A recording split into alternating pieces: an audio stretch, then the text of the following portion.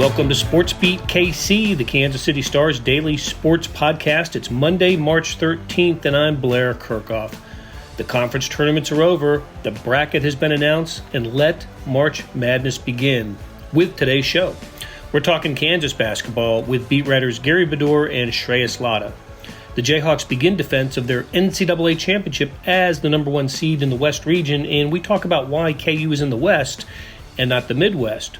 We also talk about how losing the Big 12 title game to Texas could affect KU going forward, and we offer our percentage chance of Kansas reaching the Sweet 16. Oh, and we think the Jayhawks were assigned a pretty difficult NCAA tournament path. All that and more with Gary and Shreyas, so let's get started. Selection Sunday is behind us. The NCAA tournament starts Tuesday with the first four games, and then the field of 64 begins on Thursday. It's a great time of year, one of my favorite times of year. And I know it is for you, Gary Bedore and Shreyas Laddha. It's the excitement of March Madness.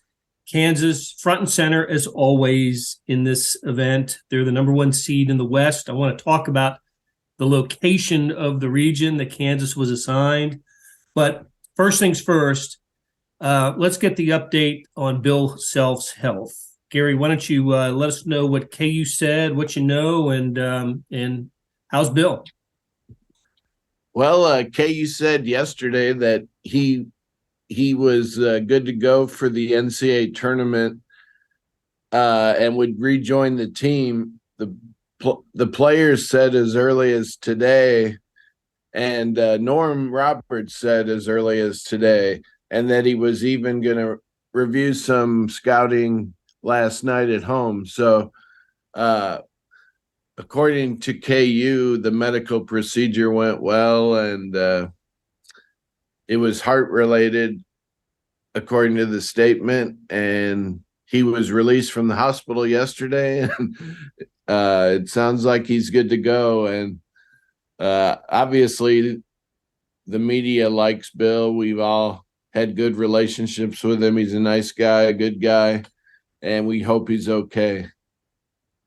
No doubt about it. Did not coach at all during the Big 12 tournament, and I don't know if I think we've respected the schools and certainly the Bill Self family wishes, and not written about the specific nature of the injury. But you're right; it was a heart issue, and I noticed that on ESPN last night, it was Reese Davis, whoever was hosting their panel show, talked about stents in the heart, and I don't think we've written that, but we just put it out there. So, it'll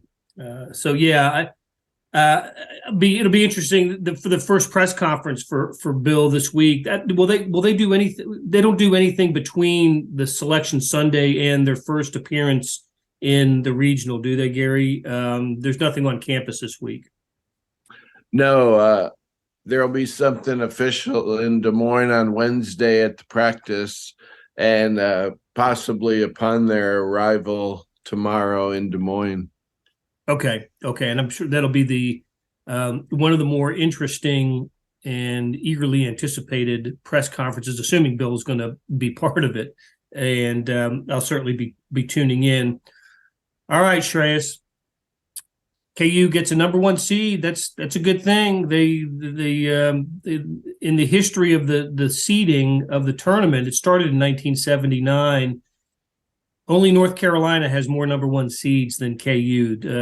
That was number 16 that they were awarded on Sunday. North Carolina has 17. Carolina not in this tournament. Didn't even accept an NIT invitation.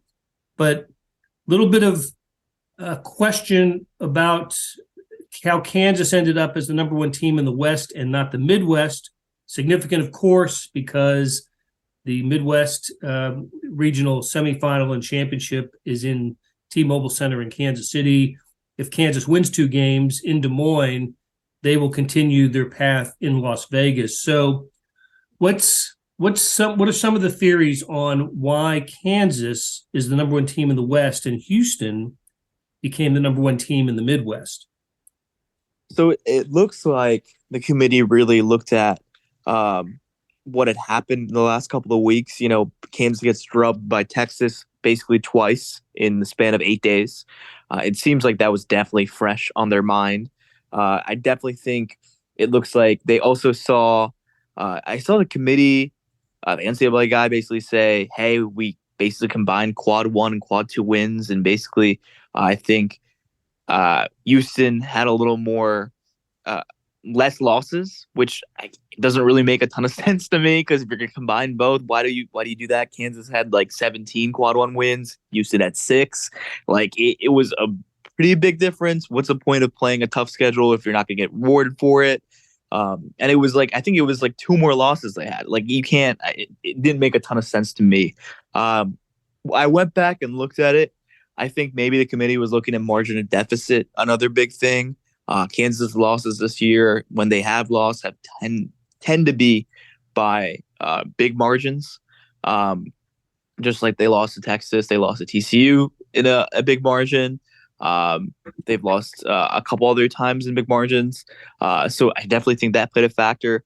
And the committee did say self-health is something they took into account, which, I mean, I don't really understand that, because they said, oh, we saw Houston lost to Memphis, but Sasser was out. So we realized that was in account, But what about Bill Self being out for, the entire Big 12 tournament, and Kevin McCullar? I know he's not Marcus Sasser, but he's still pretty important. It didn't make a ton of sense. And I understand why KU fans are peeved off right now. That West region is not easy at all. But Vegas will be fun, and Kansas has come out of anywhere from any region to win it all. Yeah, no doubt. That's absolutely true. That Kansas did come out of the Midwest last year, but I think the path wasn't it Fort Worth and then Chicago and then New Orleans. They don't have to play in their backyard to advance.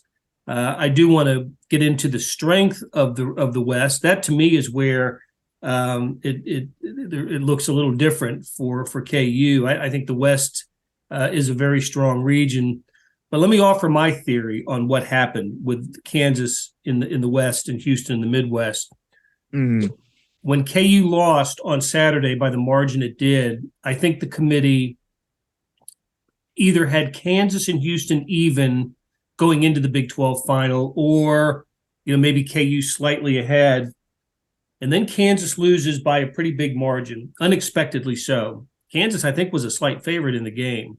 Mm-hmm. But even, of course, Bill Self's not there. Kevin McCullar is not there. Texas was missing a starter as well.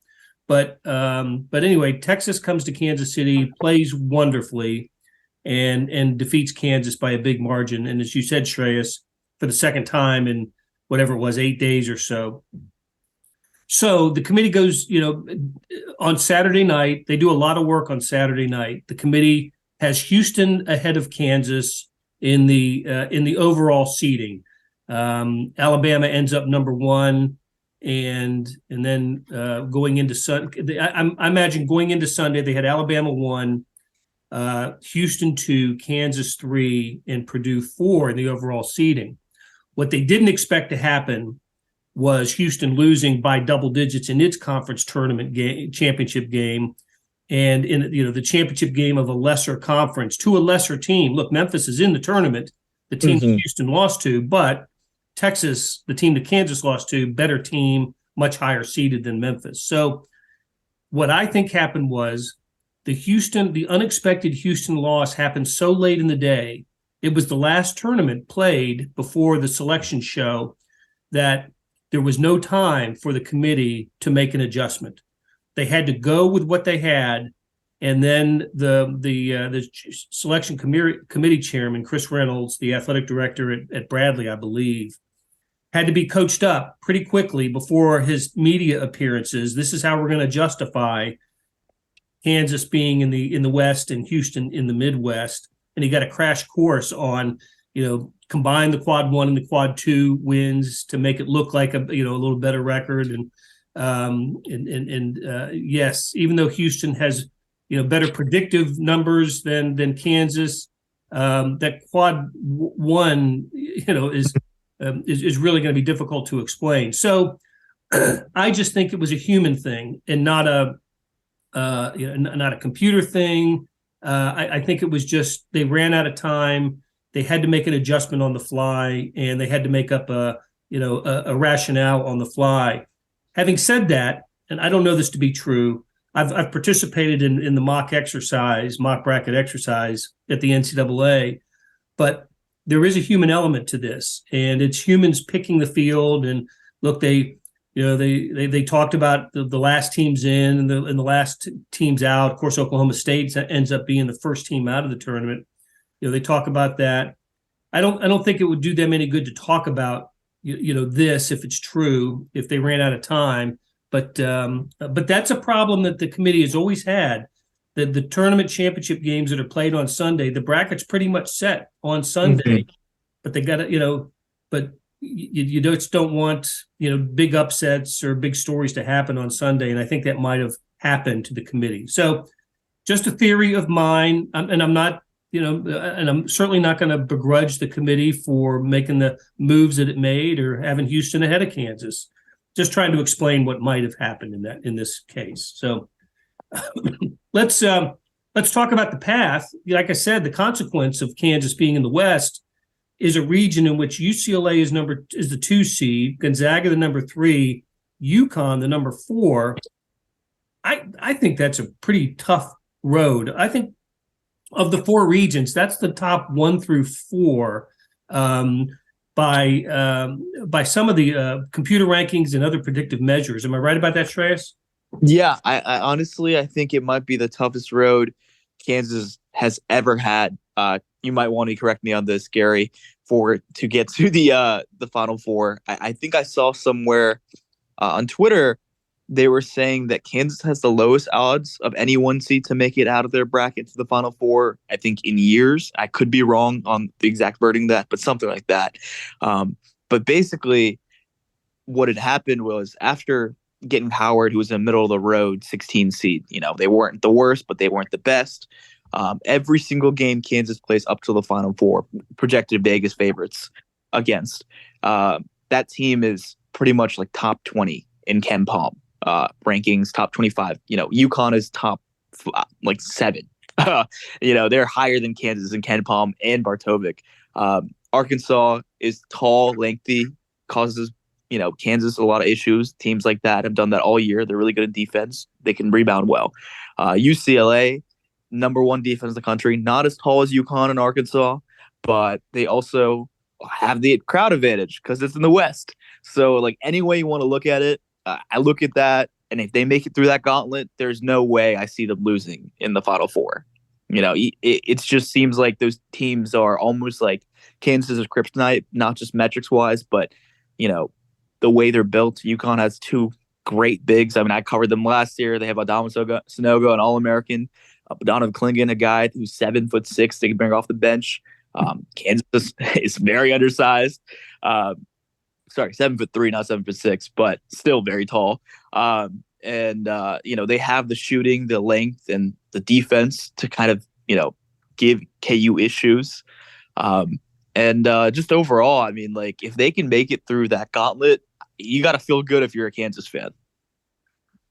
Yeah, Gary, you've covered all of the KU Bill Self era NCAA tournament teams, and then all, if not all, the Roy Williams NCAA tournament teams and some of the Larry Brown tournament teams. So it's always hard to say what a team is facing in terms of a path to the Final Four.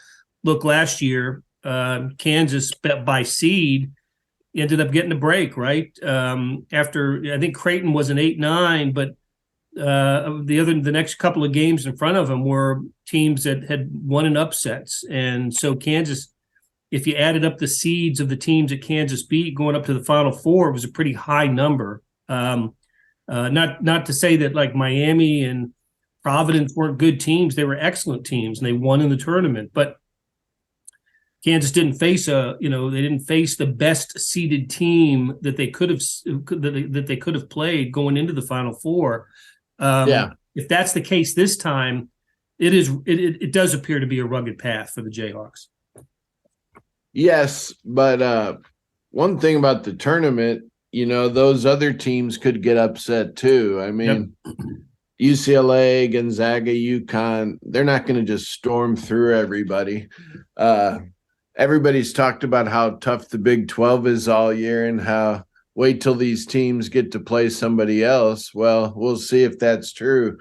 I mean, UCLA's had an injury, I believe. Yeah. And I know they're really good defensively and all that, but, will this leaving the Big 12 play benefit KU? If they have to play all the teams that they're projected to play, it'll be tough probably, but I don't think playing UCLA or Gonzaga. Well, I think Gonzaga's in a good spot because finally they're not, number one for 30 weeks all season and have to go in and blow it.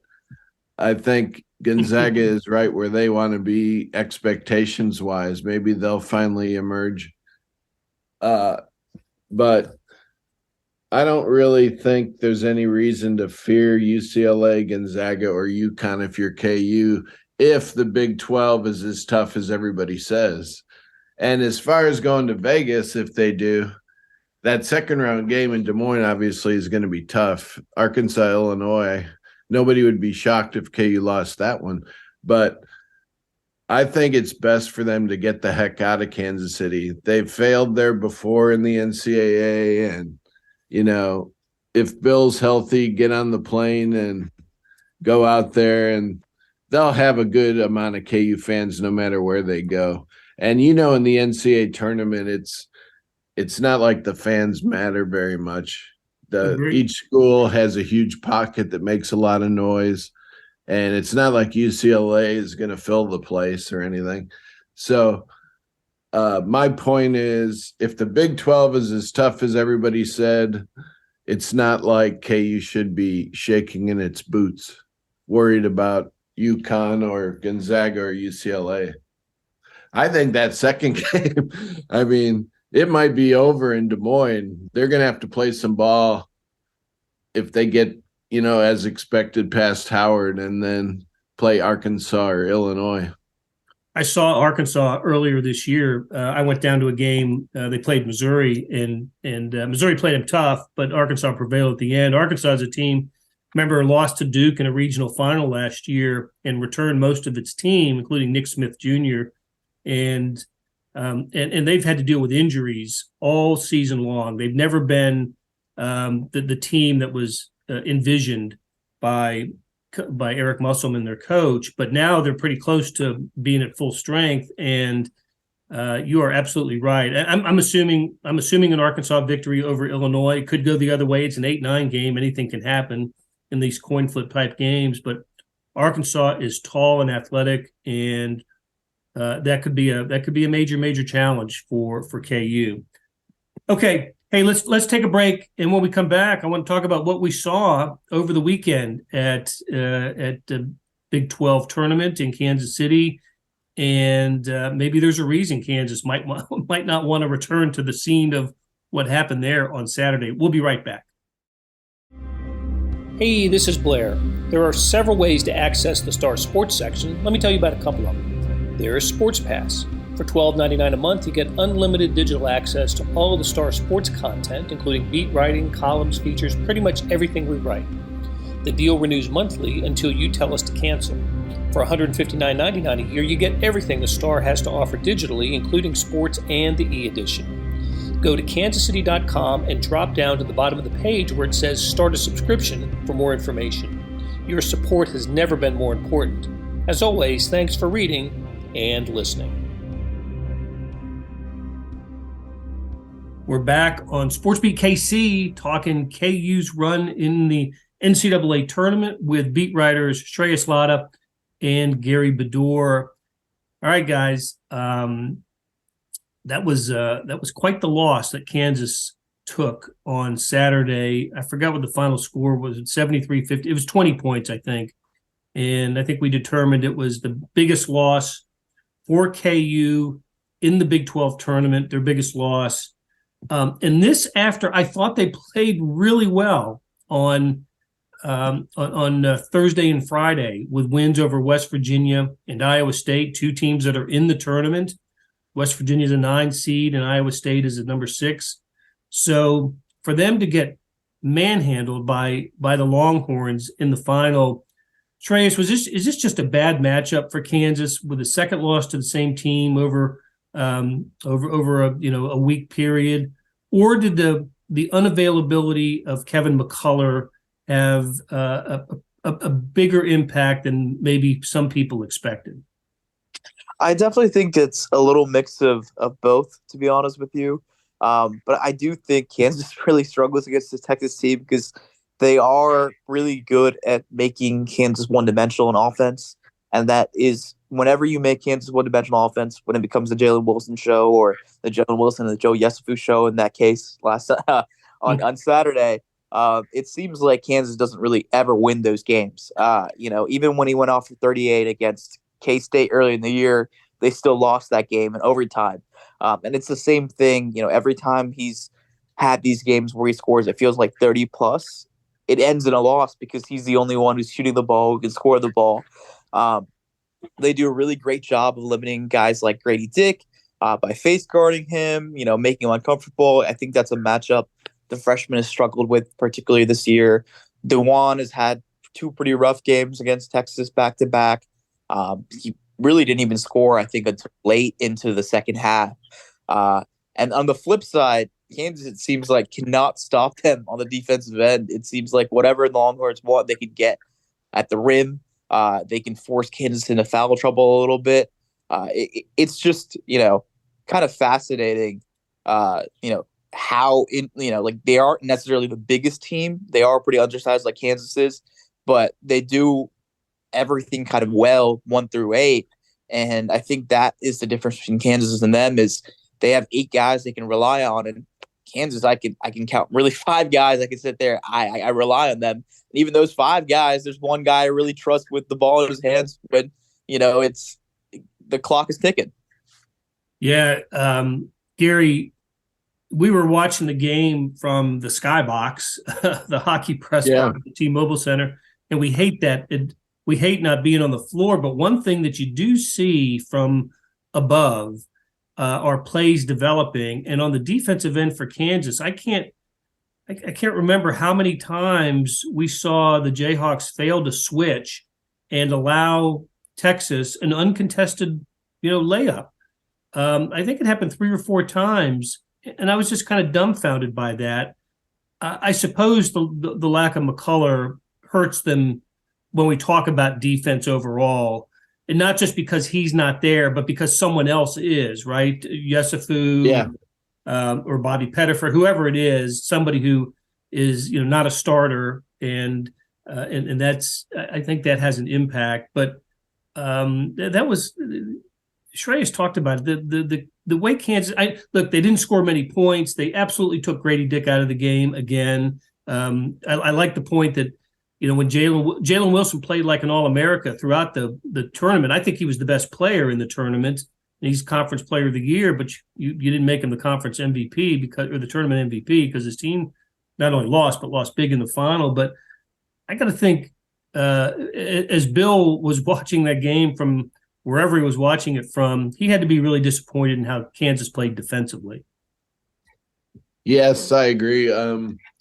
I think when you have McCullar and Harris, who are probably 1-2 on the Defensive Player of the Year list in the league, that screwed them up probably. And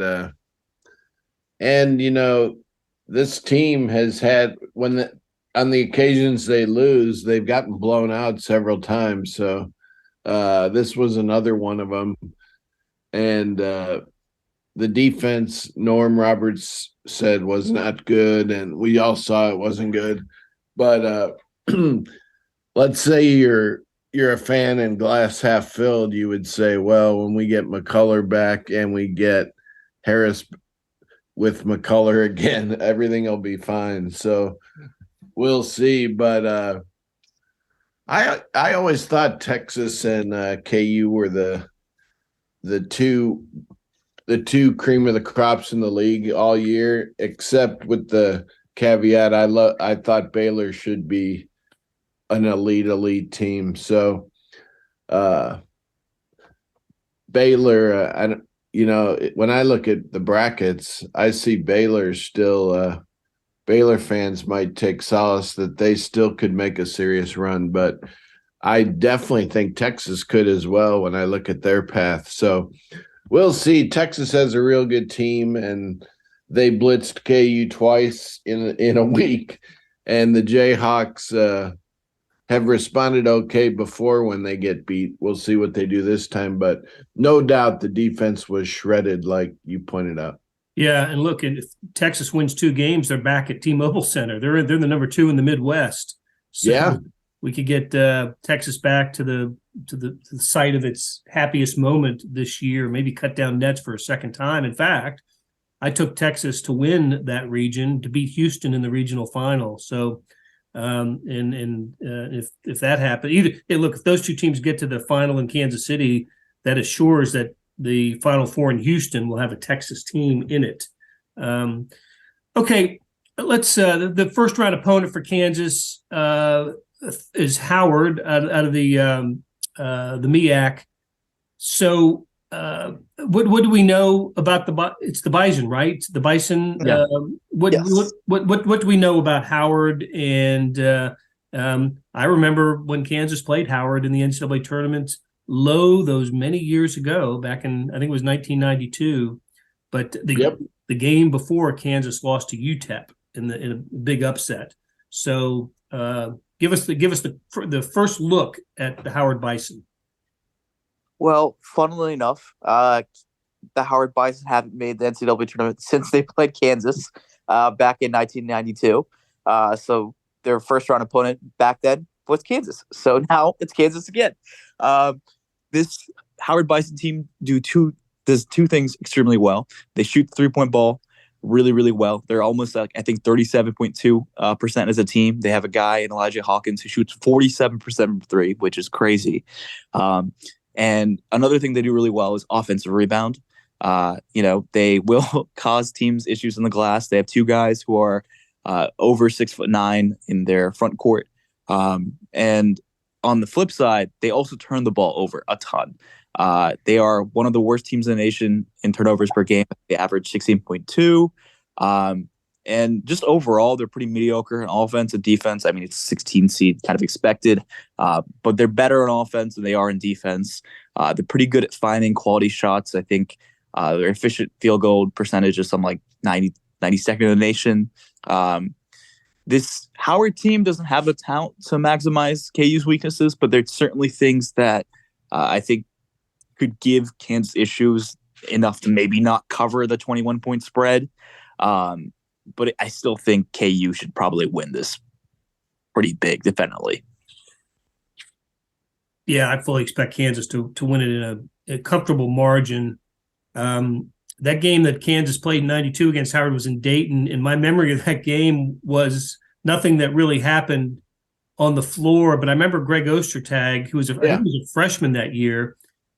Gary, you probably remember this too. Didn't he get knocked in the mouth, and he had to take his retainer out, and he slid it across the floor to the Kansas bench. So it's funny that he led the Jayhawks in scoring in that game. He had 16 off the bench.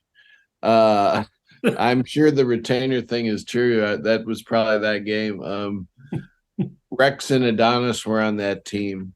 Yeah. And sure enough, they went out and lost the next game. So to an 8-9. I forgot what Howard, it's funny how things work out. They haven't been in the tournament in 31 years, and their first round opponent is the same team. So how weird is that? But I was reading a little bit about them, and like a lot of the small schools, they really rejoiced after winning their conference tournament by a bucket, beating Norfolk State in Norfolk. So they'll be similar to a lot of the 116s, and you can't you got to knock them off. You got to jump on them and lead. And Roy Williams and Bill Self have had some first-round scares. Roy's team, remember when Holy Cross gave a game all the way to the final TV timeout? Absolutely, I do. That was in St. Louis, I think. And but that was also turned out to be a Final Four team for KU. Yeah, these games go in increments of TV timeouts because they're so long, the timeouts. And the Holy Cross game was just like, we're at halftime, it's still close. And then the fans were really getting scared. And then I think KU clobbered them to end that game, and all was well in Jayhawk land. Yep. All right, guys. As we did last week, I want a percentage chance Kansas wins 2 and gets to the Sweet 16 in Las Vegas. Gary, let's start with you. I think we started with Shreyas last time. Actually, you did start, Gary, because you gave me the 85%. Yeah. So let's start with Shreyas. Shreyas, percentage chance Kansas gets to the Sweet 16. Give me 85%. 85. Wow. Matching Gary from last week. All right, Gary, spin the wheel. What do you got? Having not watched Arkansas or Illinois a lot, I'll just assume the Big 12 is as great as we all thought. So I'll give him 90%. Excellent. I'm going lower. I'm going 65% chance Kansas wins 2. I'm really I think that second round game, especially if it's against Arkansas, will be a must see TV. I don't know. I can't predict the line for that game, but it shouldn't be much. And I think we're looking at a very close game. So, all right, guys, great conversation as always. Gary Bedore, Shreyas Laddha. They're going to be in Des Moines covering the Jayhawks in their first 2 games of the NCAA tournament. And we'll talk to you guys again, probably from Des Moines. Take care, guys. That'll do it for today. Thanks to Randy Mason for putting together today's show, and to our SportsBeat KC staff of Monty Davis, Jeff Rosen, and Scott Chasen. Tip of the cap to Gary Bedore and Shreyas Laddha for sharing their insights.